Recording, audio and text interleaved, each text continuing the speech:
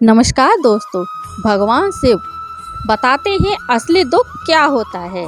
आज मैं आप सभी को भगवान शंकर की बड़ी ही अद्भुत कहानी सुनाने जा रही हूँ। एक बार भगवान शिव पृथ्वी लोक पर भ्रमण करने के लिए गए तो उन्होंने एक युवक को देखा। वह युवक ईश्वर को दोष देता जा रहा था। वह अपने जीवन से निराश था, दुखी था। यह सब देखकर भगवान शिव एक महात्मा का रूप धारण करके उस युवक को असली दुख के बारे में ज्ञान देते हैं। तो चलिए इस कहानी के माध्यम से समझते हैं कि असली दुख क्या होता है। अगर आप यह कहानी सुन रहे हैं तो पूरा सुनिएगा। इस कथा को आधा अधूरा छोड़कर जाने की गलती मत करिएगा, क्योंकि इस कथा को सुनने वाले को मन चाहे फल की प्राप्ति होगी। इस कथा को पूरा सुने। आप शिव भक्त हैं तो भोलेनाथ का अनादर ना करें। कमेंट में ओम नमः शिवाय या हर हर महादेव अवश्य लिखें। सुख और दुख एक ही सिक्के के दो पहलू हैं। सुख और दुख हमारे जीवन में लगातार आते ही रहते हैं और हमें लगता है कि हमारे जीवन में हजारों दुख हैं, हजारों समस्याएं हैं। लेकिन अगर आप वास्तविक तौर पर देखें और अगर आप इस बात को अच्छी तरह से समझें तो आप यह समझ पाएंगे कि हमारे जीवन में केवल एक ही दुख होता है। और वो कौन सा दुख है और उस दुख का निवारण क्या है, उस दुख का समाधान क्या है, हम यही जानने की कोशिश करेंगे इस कहानी के माध्यम से। एक समय की बात है, एक गांव में एक व्यक्ति रहता था। उसका नाम हरिहर था। वह बड़ा आलसी था और अपने जीवन से बहुत निराश था। उसका कारण था कि उसने अब तक अपने जीवन में कुछ भी हासिल नहीं किया था। वह कुछ भी नहीं करता था। उसके घर वाले भी इस बात से बहुत परेशान रहते थे। वे चाहते थे कि वह बाहर जाकर कुछ अच्छा काम करे, कोई अच्छी नौकरी करे, लेकिन वह उनकी एक नहीं सुनता था। उसके घर वाले दूसरों का उदाहरण देकर उसे ताने मारते थे, उसे तरह तरह की बातें कहते थे, लेकिन उसे कोई फर्क नहीं पड़ता था। जबकि उसके सारे मित्र कामयाब हो चुके थे। कोई अच्छा व्यापार कर रहा था तो कोई अच्छी नौकरी कर रहा था, जिस कारण जब भी वे लोग मिलते तो वे लोग अपनी बढ़ चढ़कर बड़ाई किया करते थे। लेकिन हरिहर कुछ करता नहीं था, जिस कारण जब भी कोई उससे पूछता कि तुम क्या कर रहे हो तो वह कुछ करता तो था नहीं। इसलिए वह हमेशा सबसे केवल एक ही बात कहता था कि मैं कोशिश कर रहा हूँ। लेकिन उसकी कोशिश का कोई भी फल किसी को नजर नहीं आ रहा था। देखते ही देखते अब ऐसा समय आ चुका था कि हरिहर सभी से मुंह छुपाता रहता था, ताकि उससे कोई यह ना पूछ ले कि तुम क्या करते हो। इसलिए वह कभी किसी के सामने भी नहीं आता था। धीरे धीरे उसका मन दुखी होने लगा था। हरिहर अब बहुत निराश रहने लगा था, मानो वह इस धरती पर बोझ है। इसलिए वह अपने आप को बहुत अकेला महसूस करता था। एक दिन उसके मन में यह भी विचार उत्पन्न होने लगे कि मेरे हाथों में कुछ नहीं है तो मैं क्या कर सकता हूँ। अकेले बैठकर वह रोता रहा और भगवान को दोष देता रहा। एक दिन छुपता छुपाता हुआ घर से निकलकर कहीं जा रहा था। तभी उसने रास्ते में देखा कि एक महात्मा लोगों को प्रवचन दे रहे हैं और प्रवचन में वह दुख की बातें कर रहे हैं। हरिहर अपना मुंह छुपाकर वहीं पर खड़ा हो गया ताकि उसे कोई देख ना ले, और चुपचाप उन महात्मा जी की बातें सुन रहा था। महात्मा जी सभी को प्रवचन में कह रहे थे कि दुख हमारा सबसे बड़ा साथी है। हमें दुख अपने जीवन के बारे में समझाता है और हमें सही जीने का तरीका बताता है। दुख हमारे गुरु की तरह है, जिससे हमें सीखना चाहिए। आप चाहें तो अपने जीवन में अपने दुखों को अपना गुरु बना सकते हैं और उससे सीख सकते हैं, या फिर आप चाहें तो अपने दुखों पर बैठकर रो सकते हैं। लेकिन इससे आपको कोई लाभ नहीं मिलेगा, बल्कि आप दिन प्रतिदिन और कमज़ोर होते जाएंगे, निराश होते जाएंगे। हरिहर छुप छुप कर उन महात्मा जी की बातें सुन रहा था। जैसे ही उपदेश खत्म हुआ, हरिहर उन महात्मा जी के पास पहुंचा और कहने लगा, हे महात्मा जी, अभी आप कुछ देर पहले दुख और गुरु बता रहे थे। आप कह रहे थे कि दुखों से हमें सीखना चाहिए, हमें उन्हें अपना गुरु बनाना चाहिए। लेकिन मैं भी तो अपने दुखों से परेशान हूँ, अपने जीवन से परेशान हूँ। मैंने अब तक जो दुख झेले हैं, मुझे तो कभी ऐसा प्रतीत नहीं हुआ कि मेरे दुख मुझे कुछ सिखा रहे हैं, बल्कि मुझे तो हमेशा यही लगता है कि वह मुझे पीड़ा दे रहे हैं, तकलीफ़ दे रहे हैं। और दुख की पीड़ा बहुत भयंकर होती है। ऐसा लगता है जैसे अब इसके बाद हमारा जीवन समाप्त हो जाएगा, इसके बाद हमें कुछ नहीं मिलने वाला, और यहाँ तक कि हमें मृत्यु भी उसके सामने कम लगने लगती है। जब लोग ताने मारते हैं, जब लोग यह कहते हैं कि तुम क्या कर रहे हो, तो मन को बहुत ठेस पहुँचती है और मैं उनसे कुछ नहीं कह पाता हूँ। हरिहर की बातों को सुनकर महात्मा जी कहते हैं, बेटा तुम्हें क्या दुख है और तुम दुख के बारे में ऐसी बातें क्यों कर रहे हो। हरिहर ने अपने ऊपर बीती हुई सारी बातें उन महात्मा जी को बता दी और कहने लगा, हे महात्मा, क्या आपके पास मेरे दुख का कोई समाधान है। हरिहर की बातें सुनकर महात्मा जी मुस्कुराए और कहने लगे, बेटा जब तुम्हारे जीवन में असली दुख आए तो तुम मेरे पास आना, मैं तुम्हारे दुख का समाधान अवश्य बताऊंगा। उन महात्मा जी की बातें सुनकर हरिहर अचरज में पड़ गया। उसे ये समझ नहीं आ रहा था कि क्या उसने अब तक जो दुख झेले हैं वे असली दुख नहीं हैं। उसने जो अब तक पीड़ा झेली, लोगों के ताने सहे हैं और जो तकलीफ़ें उठाई हैं, क्या वे असली दुख नहीं हैं। आगे वह मन ही मन अपने आप से कहता है कि जब मुझे मेरे अपने नहीं समझ पाए तो ये महात्मा जी मुझे क्या समझेंगे। इतना सोचकर हरिहर वहाँ से अपने घर की ओर चला आया। अब हरिहर लोगों के ताने सुन सुनकर बहुत थक चुका था। वह बहुत निराश हो चुका था, जिस कारण उसने निर्णय लिया कि वह अब कुछ करके दिखाएगा।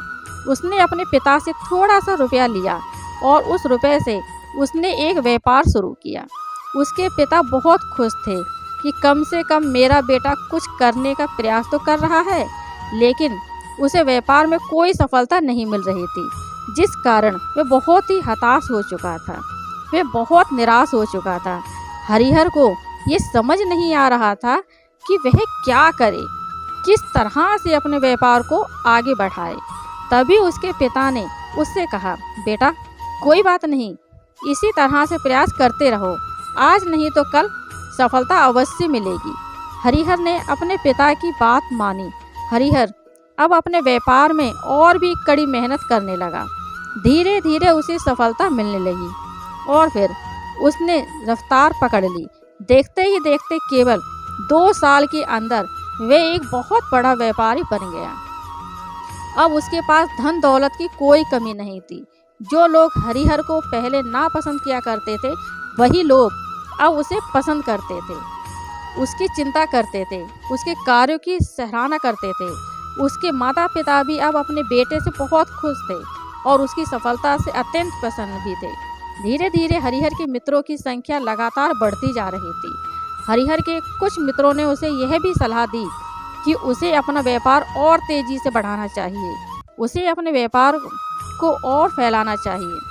जब तुम आज केवल इस नगर के सबसे बड़े व्यापारी हो, तब तुम इतना खुश हो, तुम्हारे साथ बहुत सारे लोग हैं। वहीं पर तुम सोचो कि जब तुम इस राज्य के सबसे बड़े व्यापारी बन जाओगे, तब तुम्हारे यहाँ पर लोगों की भीड़ लग जाएगी। लोग तुमसे मिलने के लिए समय निकालेंगे।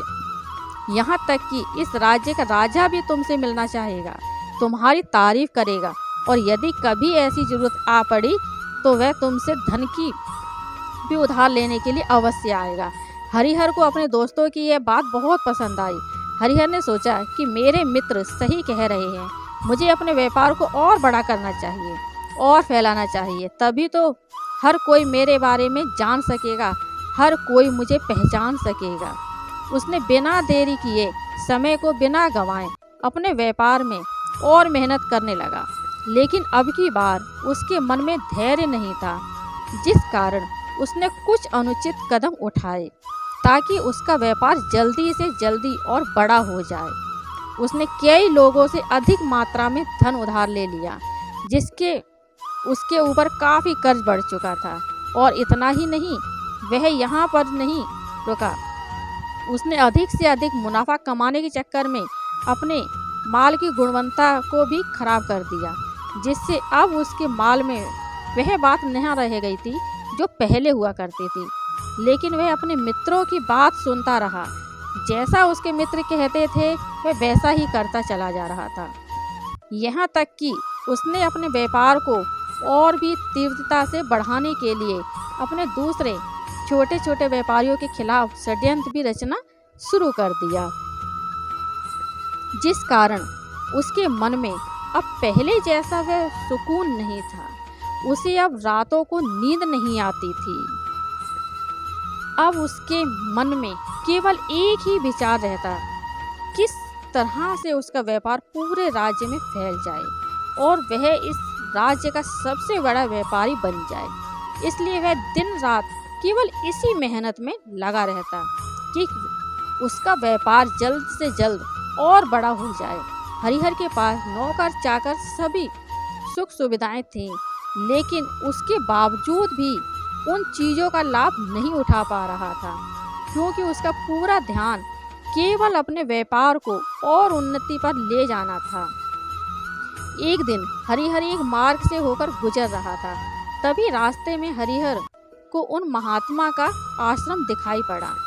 यह देखकर वह उन महात्मा जी के पास गया और उनसे कहने लगा, हे महात्मा जी, आपने कहा था कि जब मेरे जीवन में कोई असली दुख आए तब मैं आपके पास आऊं। आज इसलिए मैं यहाँ पर आया हूँ। आज मैं बहुत दुखी हूँ।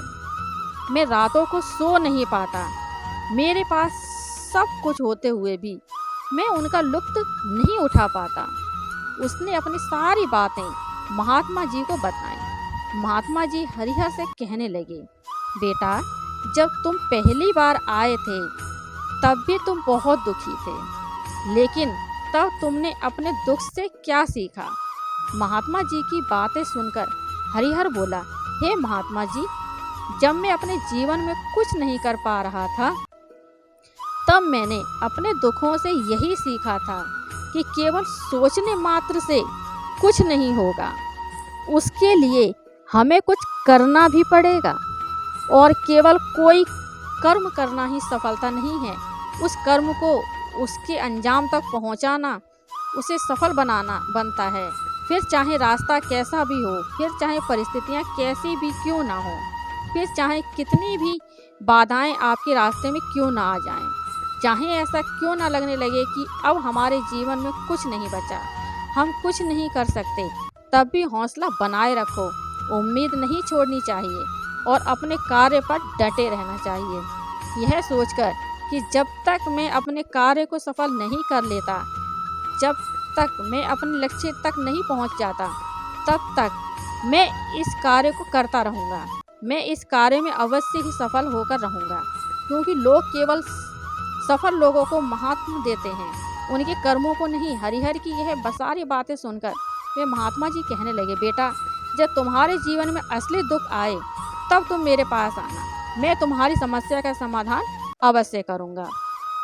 इतना कहकर महात्मा जी वहां से चले गए।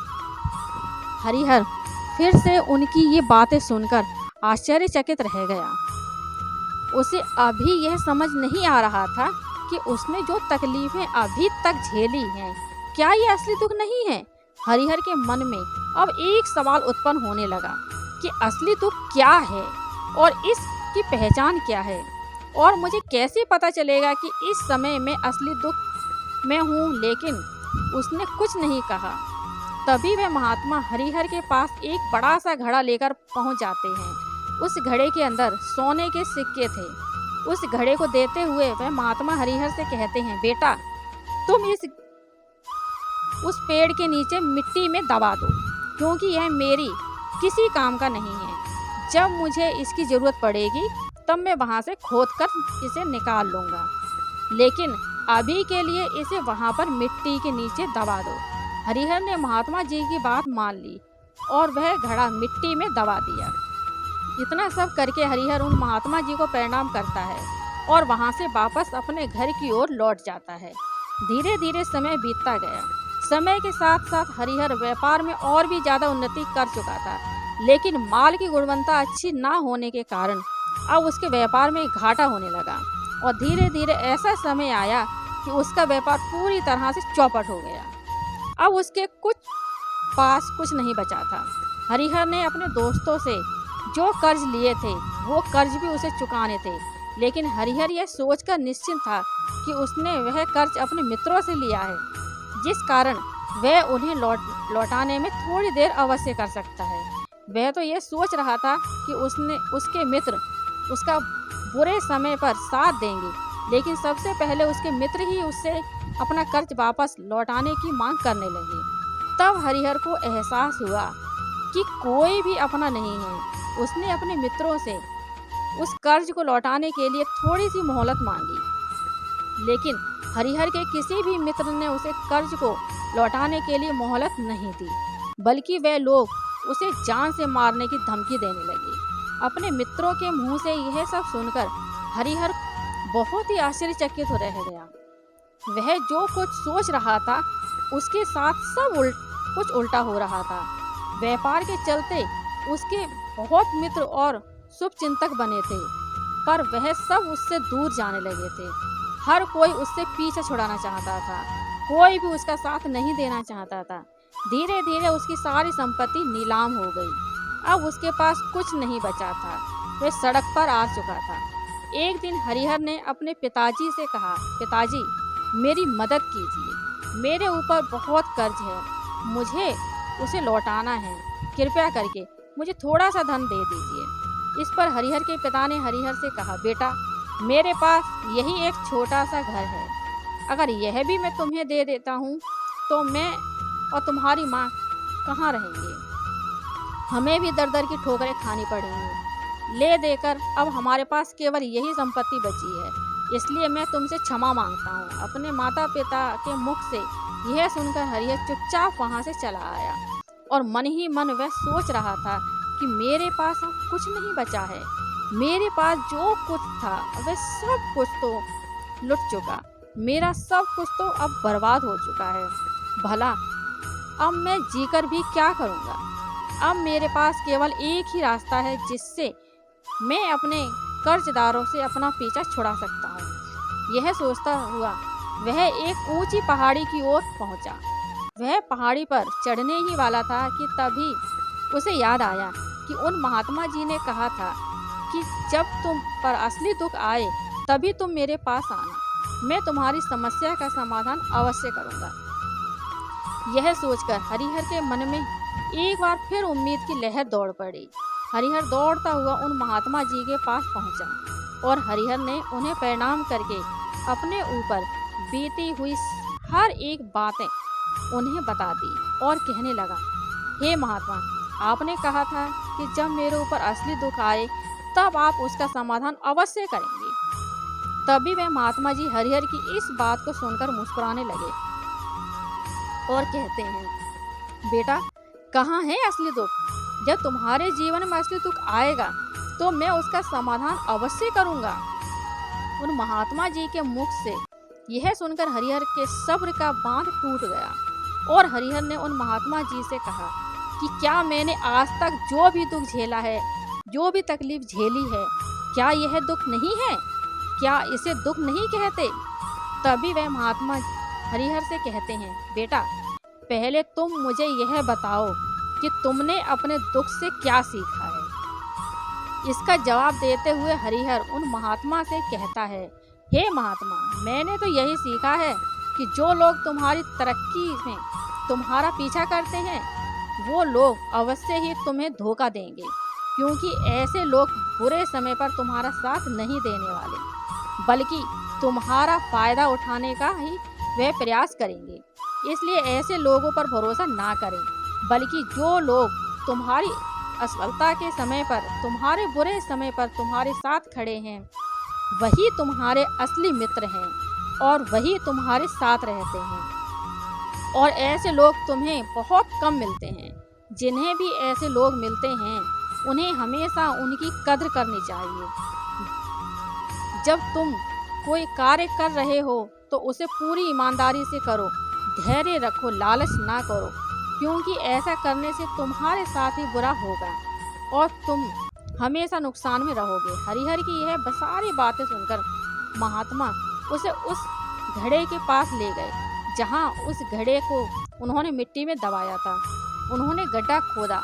वह घड़ा हरिहर के हाथ में थमाते हुए महात्मा जी ने हरिहर से कहा, ये लो, अभी इससे तुम अपना काम चलाओ और जब तुम्हारे जीवन में असली दुख आए तब तुम मेरे पास आना, मैं उसका समाधान अवश्य करूँगा। हरिहर महात्मा जी की बात सुनकर बड़ी अचरज में पड़ गया। उसे यह समझ नहीं आ रहा था कि आखिर यह असली दुख क्या है, लेकिन उसने अपने हाथों में पकड़े उस घड़े को देखा जिसके अंदर सोने के सिक्के थे। यह देखकर उसे मन ही मन यह लगा कि चलो अब तो थोड़ी सी राहत अवश्य हो जाएगी, मैं अपने मित्रों का वह कर्ज लौटा सकूंगा और एक नया व्यापार भी फिर से आरंभ कर सकूंगा। यही सोचते हुए हरिहर ने उन साधु महात्मा को प्रणाम किया, उनका धन्यवाद किया और वहां से चल पड़ा। हरिहर ने उन सोने के सिक्कों से सभी का कर्ज लौटा दिया और अपने लिए एक बार फिर से नया व्यापार शुरू किया। व्यापार छोटा था, लेकिन अब की बार हरिहर बहुत खुश था। उसने अपने व्यापार पर काम किया और देखते ही देखते एक बार फिर से एक बड़ा व्यापारी बन गया। लेकिन अब की बार वह बहुत खुश था, क्योंकि इस बार उसने कोई लालच नहीं किया, ना ही किसी के लिए षड्यंत्र रचा, बल्कि उसने पूरी ईमानदारी और मेहनत के साथ अपने व्यापार पर काम किया। लेकिन जैसे जैसे आप धनी होते जाते हैं, तैसे तैसे आप अमीर बनते जाते हैं, आपके मन में एक डर और उत्पन्न होने लगता है, और वह डर है अपनी दौलत को ना खो देने का, जिस कारण आप लोग दान पुण्य करना शुरू कर देते हैं, लोगों की मदद करते हैं, ताकि आपके जीवन में कभी कोई दुख ना आए। लेकिन यह जीवन सुख और दुख का संगम है, जिस कारण हर किसी को सुख और दुख से होकर गुजरना ही पड़ता है। इसी वजह से एक बार फिर से हरिहर के जीवन में एक और दुख का आगमन हुआ। अब की बार उसके माता और पिता दोनों की मृत्यु हो गई। हरिहर अपने माता पिता से बहुत प्रेम करता था, इसलिए उसके मन को बहुत गहरा आघात हुआ। अब आखिरी बार वह उन्हें देख रहा था तो उसके मन में हजारों सवाल उत्पन्न होने लगे। उसने सोचा कि जिस संपत्ति के लिए वह हमेशा लड़ते झगड़ते रहते थे, आज उसकी देखभाल के लिए कोई नहीं था। उसके माता पिता ने जो भी मेहनत की, जो भी अपने जीवन में इकट्ठा किया, सब यहीं रह गया। लेकिन अब सब कुछ खत्म हो चुका था।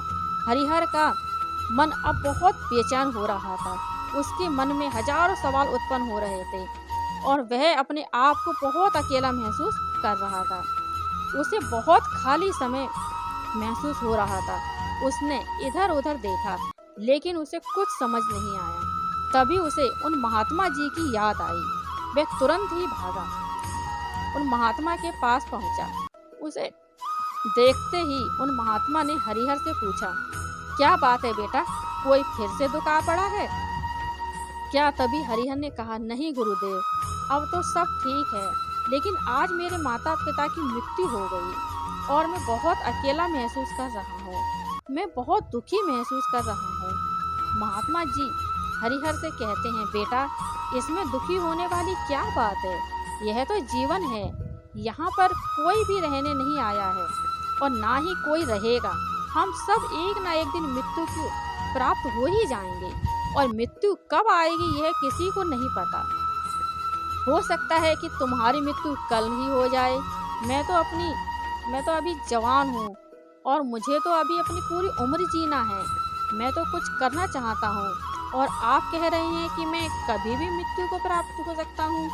मृत्यु कभी किसी भी उम्र को देखकर नहीं आती और ना ही किसी को बताकर आती है। सारी बातें सुनकर हरिहर और भी ज़्यादा बेचैन हो गया और वह चुपचाप वहाँ से चला आया। उसके मन का वह खालीपन अभी वैसा ही था। हरिहर अपने आप को बहुत अकेला महसूस कर रहा था। उसके बाद से उसका मन अपने व्यापार में भी नहीं लग रहा था। जब भी वह कोई कार्य करने लगता तो उसके मन में बहुत सारे प्रश्न उठने लगते कि वह क्या कर रहा है, क्यों कर रहा है, और उसके इस कार्य को को क्या फायदा। उसने मन में अब एक और प्रश्न उत्पन्न होने लगा कि क्या हम यहाँ पर केवल इसलिए आते हैं कि इस जीवन को भोगें और एक दिन मृत्यु को प्राप्त हो जाएं? जीवन का असली मतलब क्या है? उसने कई विद्वानों से पूछा, अपनी तरफ से जो मुमकिन हो सकता था खोजबीन की, लेकिन उसे कोई संतोषपूर्ण जवाब नहीं मिल पा रहा था। और जब उसे कोई जवाब नहीं मिला तो उसका दुख और भी बढ़ गया, जिस कारण उसके मन की बेचैनी और भी बढ़ चुकी थी और उसे समझ नहीं आ रहा था कि वह क्या करे, कहाँ जाए, किससे पूछे।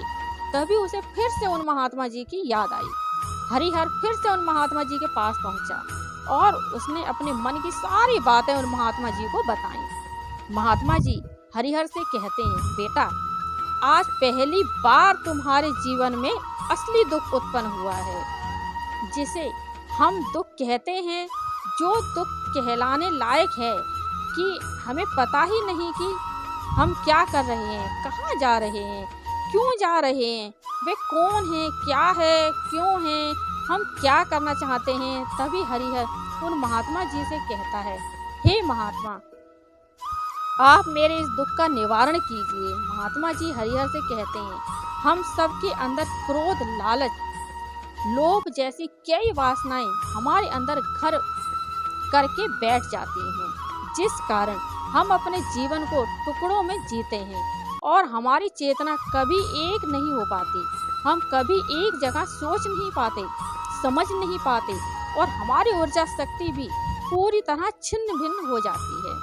और आजकल के इस दौर में हमारे पास तो इतना भी समय नहीं है कि हम एक पल निकाल करके एक पल के लिए मुड़कर अपने आप को देख सके, अपने आप को समझ सके कि वास्तविकता में हर कोई यहाँ पर अपने जीवन पर केवल दुख दुख कह कर चिल्लाता रहता है। उसका समाधान निकालने का हर मुमकिन प्रयास करता है, लेकिन जिसे हम दुख समझते हैं वह तो दुख है ही नहीं, तो इसका समाधान आपको कहाँ से मिलेगा। यह तो परिस्थितियाँ हैं जिसके कारण हम अपने आप को दुखी समझते हैं, अपने आप को तकलीफ में समझते हैं। जैसे ही हम एक परिस्थिति से निकलते हैं, हम किसी दूसरी परिस्थिति में फंस कर रह जाते हैं। जिस प्रकार हम पहली समस्या का सामना करते हैं, उसी प्रकार हम दूसरी समस्या का भी सामना करते रह जाते हैं। और जब हम इन परिस्थितियों से हार मान लेते हैं, जब हमें लगता है कि अब हमारे सामने कोई रास्ता नहीं बचा, तब हमारे सामने हमें केवल एक ही रास्ता नजर आता है और वह है मृत्यु।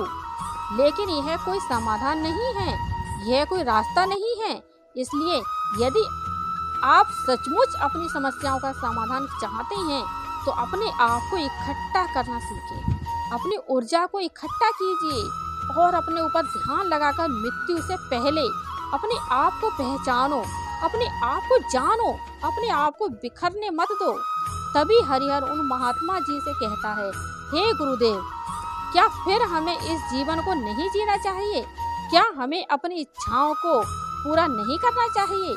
महात्मा जी हरिहर से कहते हैं, बेटा, हमें किसी से भी लगाव नहीं रखना चाहिए, हमें अपनी इच्छाओं को मार देना चाहिए, हमें ज्यादा संपत्ति इकट्ठा नहीं करनी चाहिए, क्योंकि हम मनुष्य की इच्छाएं, कामनाएं ऐसी होती हैं जैसे मानो कि एक पर्वत से गिरता हुआ झरना, जिस पर किसी नियंत्रण नहीं है सिवाय देखते रहने और परेशान होने के। लेकिन जब तुम अपने ऊपर ध्यान देने लगते हो, तब तुम अपने आप को पहचान जाते हो, समझ जाते हो, तब तुम इस पर नियंत्रण पा सकते हो। तब इच्छाएं भी तुम्हारे बस में होती हैं और यदि तुम चाहो तो उन इच्छाओं की पूर्ति अवश्य कर सकते हो। महात्मा जी की यह सभी बातें सुनकर हरिहर ने महात्मा जी से कहा, हे गुरुदेव, आपका बहुत बहुत धन्यवाद। आपने मेरी सबसे बड़ी समस्या का समाधान आज कर दिया है।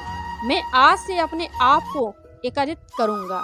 गुरुदेव, मानव शरीर में बहुत ऊर्जा है, बहुत शक्ति है, पर वह बेकार के कर्मों में लग जाती है, जिस कारण हमारा जीवन भी बेकार की चीजों में लगा रहता है। लेकिन हम कभी भी इस पर अपना ध्यान नहीं देते। हम कभी भी अपनी ऊर्जा को केंद्रित नहीं करते। हमारा जीवन भी कुछ ऐसा ही है। हम अपने जीवन में हमेशा ऊपर वाले से सवाल करते रहते हैं कि हमारे जीवन में इतना दुख क्यों है। हम सभी के मन में जीवन में इतना दुख क्यों है। हम सभी के मन में ये सवाल तो अवश्य उठता है और इसका जवाब है कि वह ईश्वर यह चाहता है कि हम अपने जीवन में अंतिम दुख तक पहुंच सके, उस गहराई तक पहुंच सके जहां पर हमें यह पता चल सके कि हमने अभी तक अपने आप को नहीं जाना, अपने आप को नहीं पहचाना। मानव शरीर के अंदर जो ऊर्जा है, जो शक्ति है, उसके बारे में हम अभी तक नहीं जानते। हम अपने आप को चाहें तो एकत्रित कर सकते हैं, अपने आप पर नियंत्रित पा सकते हैं, लेकिन हम अपनी इस ऊर्जा को व्यर्थ की चीज़ों में लगा देते हैं, जिस कारण हम अपने आप को कभी नहीं पहचान पाते और ना ही कभी अपने आप को नियंत्रित पा सकते हैं। लेकिन यदि आप अपने आप को जानना चाहते हैं, अपने आप को पहचानना चाहते हैं, तो आप पहले आपको खुद को एकत्रित करना होगा, अर्थात ध्यान लगाना होगा। ध्यान से ही आप अपनी उन समस्याओं का समाधान निकाल सकते हैं। तभी आप अपने आप को पहचान सकते हैं, जान सकते हैं और अपने जीवन के हर दुखों का समाधान भी कर सकते हैं। श्रोताओं, इस वीडियो के माध्यम से असली दुख क्या है, इस बारे में आप तक ये बातें पहुंचाने की छोटी सी कोशिश की है। आशा करती हूँ वीडियो में दी गई जानकारी आपको पसंद आई होगी। ये वीडियो आपको पसंद आए तो वीडियो को लाइक अवश्य करें। मिलते हैं फिर एक नई धार्मिक कहानी के साथ। तब तक के लिए जय श्री कृष्ण, जय श्री राधे। राधे राधे।